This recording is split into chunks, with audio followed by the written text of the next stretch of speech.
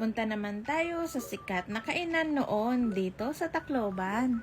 Sunday ngayon at maaga kaming umalis papuntang Tacloban. Ganito lang ako always, passenger princess. Dito na lang kami nagpark kasi hindi kami nakaabot sa first mass, kaya sa second mass na lang kami. Dahil maaga pa naman, mamamahaw-anay kami. Dito nga kami pumunta sa Dahil Sa'yo Fast Food. Isa na ata ito sa pinakamatagal ng kainan dito sa Tacloban. Alam na alam to ng nanay at tatay, tito at tita nyo. Ito nga ang mga luto nila ngayong araw na to. Dahil maaga pa naman, kunti pa lang ang kumakain dito. At dahil pakdol ang specialty nila dito, ito yung in-order namin. Good for two na ito, kaya isa lang yung in-order namin. First time ko nga makakakain nitong pakdol. Nagustuhan ko nga ito dahil napaka-natural lang. Parang native style lang na pagkaluto, mga natural na pampalasa lang ang ginamit. Karning baka nga pala ito, kaya masarap itong buto.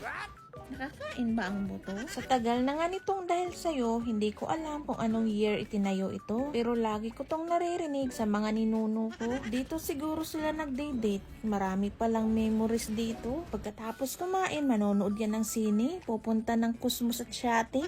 Kung naabot ka ito, lagas ka na yan ah. Masarap din dito ang puto, kaya bumali na rin ako. Sakto nga lang ang dating namin dito, magsisimula pa lang ang mass. After namin, sa Santo Niño Church, pumunta ako dito sa Save More. Naghahanap ako dito ng cheese at garlic powder. Itong Parmesan cheese nga ang nabili ko. Gagawa ako ng potato crisp na may dip. Gustong gusto ko kasi itong pot-pots, kaya lang ang mahal, kaya gagawa na lang ako. Meron nga ditong garlic powder, gagawa ako ng garlic mayo para sa sauce niya. Bibili nga lang ako ng mayonnaise, kaya lang nakita ko, meron na palang roasted garlic mayo. Okay to, ladies choice, pinagaan mong buhay ko. Meron din pala ditong spicy mayo at cheddar cheese, kaya meron kang pagpipilian. At dito na ako sa merkado, bibili ako ng patatas. At syempre, nag-ikot-ikot muna ako kung saan mas mura.